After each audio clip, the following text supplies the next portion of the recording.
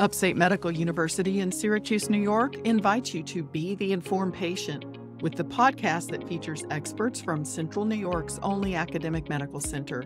I'm your host, Amber Smith. A pair of mosquito-borne diseases have been in the news lately, so I'm turning to Upstate molecular biologist Professor Saravanan Thangamani to tell us about these mosquitoes and explain how they transmit West Nile virus and Eastern equine encephalitis. Welcome back to The Informed Patient, Dr. Thangamani. I'm happy to return back.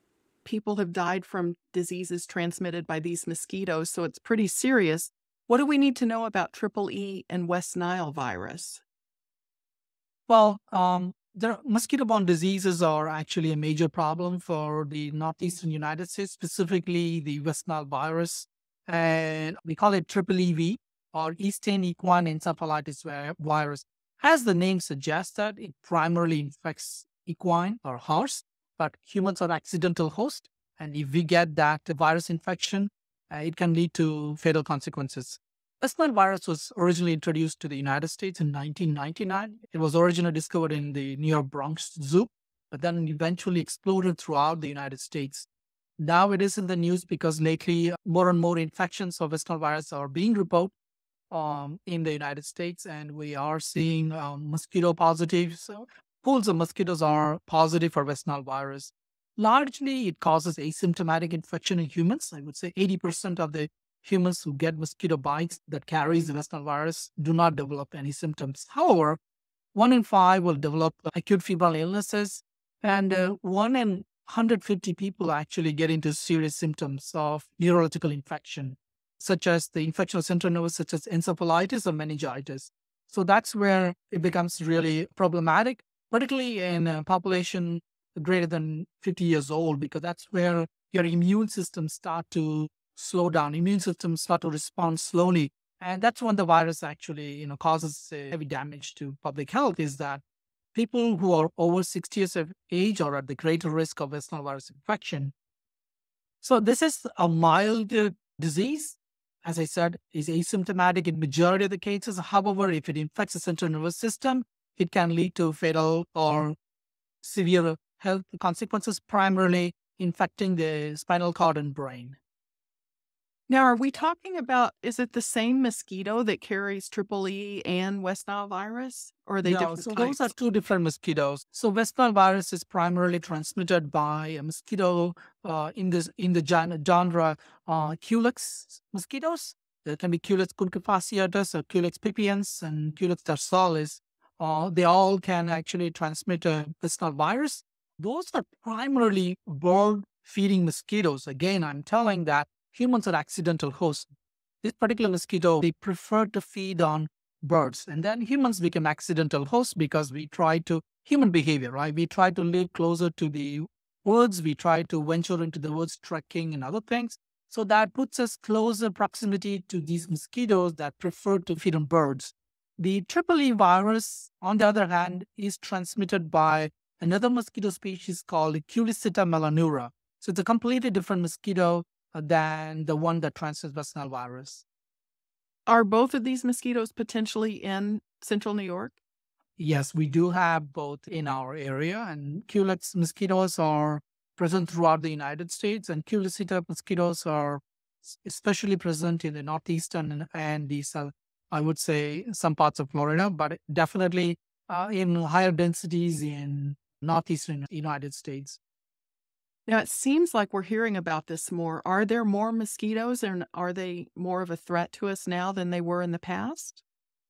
I would say yes. And it's primarily due to human behavior and climate change. And, these are the dominant mosquitoes that are of human health importance in the northeastern United States. However, we know there are other mosquitoes like Aedes aegypti and Aedes albopictus that transmit disease, viruses that cause diseases such as dengue virus, Zika virus, and chikungunya, but they are not present in Central New York, at least to our knowledge. As of today, they are not present in Central New York. But if you go to tri-state area or New Jersey and other places, you will see those mosquitoes. Well, I want to ask you a little more specifically about both West Nile and EEE, but once a person is infected with either of those, are they infectious to other people? No. So these viruses are transmitted to humans only through mosquito bites, not through any other means. So there is no human to human transmission in this case. So it is purely through mosquito bites. So you have to have a mosquito bite, provided the mosquito carries a good amount of virus in it, that it injects to the human to cause a disease. This is Upstate, the Informed Patient podcast. I'm your host, Amber Smith. I'm talking with Professor Saravanan Thangamani. He's a microbiologist and immunologist, and his laboratory focuses on the biology and ecology of virus transmission. Dr. Anthony Fauci disclosed that he was hospitalized with West Nile virus for a week recently, and he said he'd never felt sicker in his life. Does this mean he was bitten by an infected mosquito that was carrying West Nile? Is that the only way he could have gotten it? Yes, I've been reading in the news. However, these days I don't know how much I can trust the news media. Apparently, there was a report that he got bitten by mosquitoes in his backyard. So it's obviously he got bitten by a West Nile virus positive mosquito, and he is in the higher risk group, which means that, as I said earlier, people over 60 years of age are at the greater risk of getting infected or getting a productive infection, right? So I think, in my opinion, he's one of those very few human cases where, he got probably inflammation to the central nervous system or infection to the central nervous system. Is there a test to determine that he was bitten by West Nile, or how is West Nile diagnosed? So laboratory testing, like any other disease condition, is through either the blood or the spinal fluid. And most of the virus infection to the central nervous system are diagnosed through a spinal tap fluid. So basically, they take the spinal fluid and then they look for either the antibodies or the viral nucleic acids. You go to the doctor only when you're acutely ill, right? You don't go at the early stage. So these viruses, they actually move away from the blood very quickly and they infect the target organs. So which means that if you're not going within the first 5-6 days after a mosquito bite, your blood is of no value. I mean, you can't detect the virus in it. But if you want to look for the actual viral signatures, like actual virus or viral nucleic acid, spinal taps are the good samples to go, because the virus infects the central nervous system, which means that we will be able to isolate the virus or identify the virus in the spinal fluids. How is it treated? Well, at this time, we don't have a vaccine, so it's more of a supportive therapy and antiviral therapy, depending on the, different clinicians, they might use different antiviral therapies, but there is no FDA approved treatment for West Nile virus, at least as of today. And at least one community where EEE has been found has been asking residents to stay indoors at dusk to reduce the risk of mosquito bites. Is this a smart strategy? I don't think so. I mean, it's my personal opinion. So this doesn't represent Upstate's opinion. This is my personal opinion.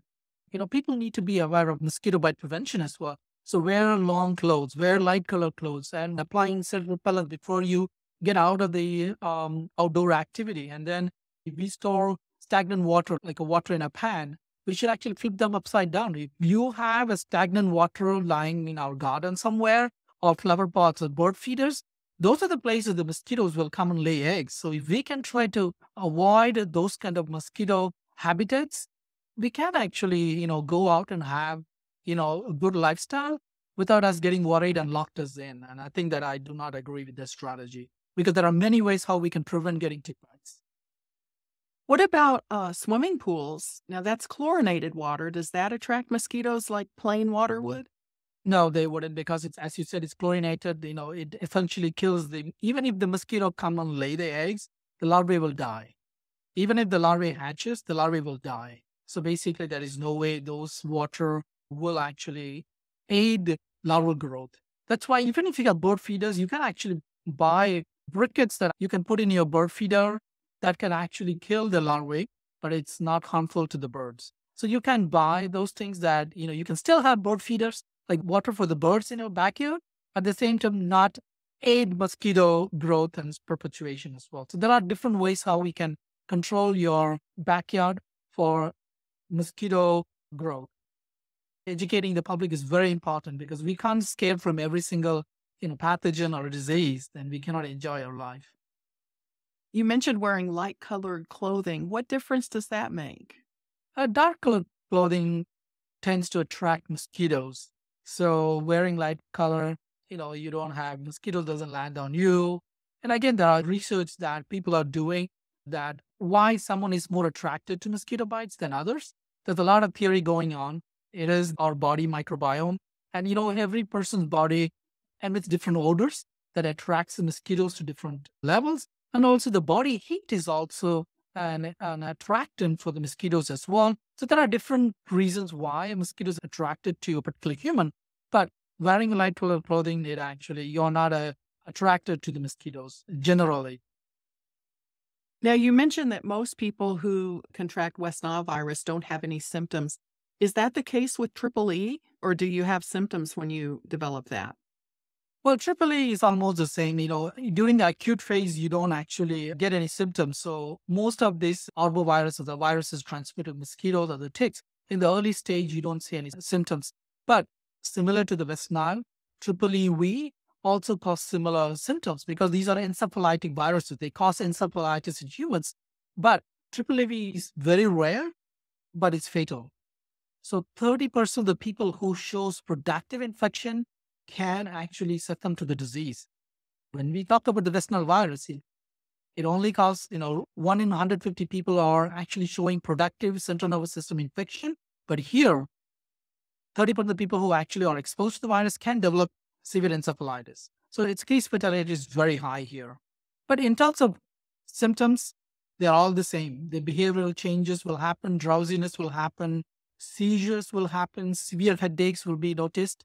But if you connect those symptoms together with, hey, I'm living in an endemic area that are known to have these particular mosquitoes, then the clinician will put these puzzles together. Okay, now I need to look for this person. Let's take the spinal tap and I'll look for it. So that the epidemiological information is very, very important for the clinician. So the constant surveillance, like our county, Onondaga County is doing constant surveillance for these mosquitoes. So that actually helps the clinicians to know what is happening in our own backyard. So if you know that you've been bitten by a mosquito, is there any way to tell from the bite whether something was transmitted? Yes, you can tell. You can actually take a punch biopsy from the site of mosquito bite, and then you can look for some viral signatures there. But it depends on how quickly after a mosquito bite they come, because the viruses are pretty good in actually establishing infection in the skin and then disseminates to the target organs. Within a day or two, they will disseminate. But, I don't think that our medical practice will allow us to take a punch biopsy and then look for the virus. They would rather take blood or spinal tap. Yes, they are a little invasive, but it's better than having a scar for your life.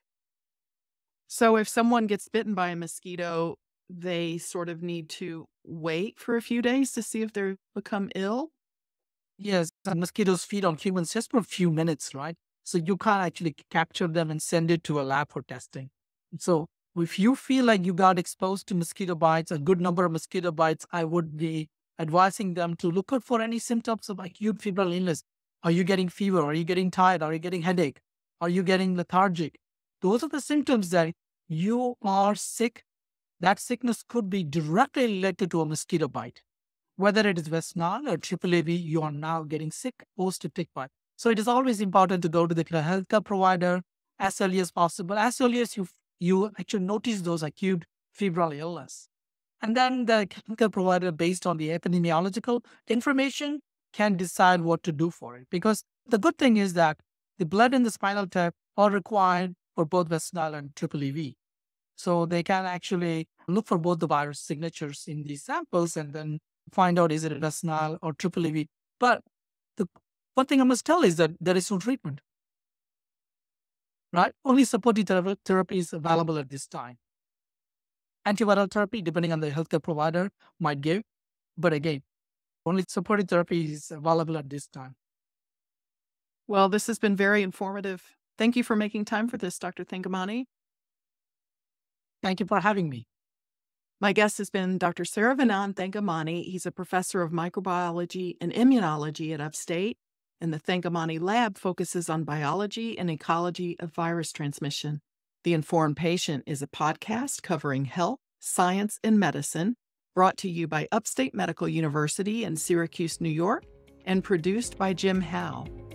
Find our archive of previous episodes at upstate.edu/informed. If you enjoyed this episode, please tell a friend to listen too. And you can rate and review the Informed Patient podcast on Spotify, Apple Podcasts, YouTube, or wherever you tune in. This is your host, Amber Smith, thanking you for listening.